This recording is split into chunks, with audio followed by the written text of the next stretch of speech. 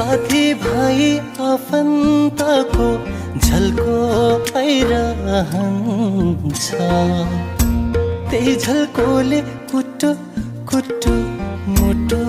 खाइरहन्छ उताको नि रहेन आमा यताको नि भएन पैसा फाल्ने बोट आमा संसारमै छैन सबै भ्याउँछु भ्याउँदिन खाना विदेशमा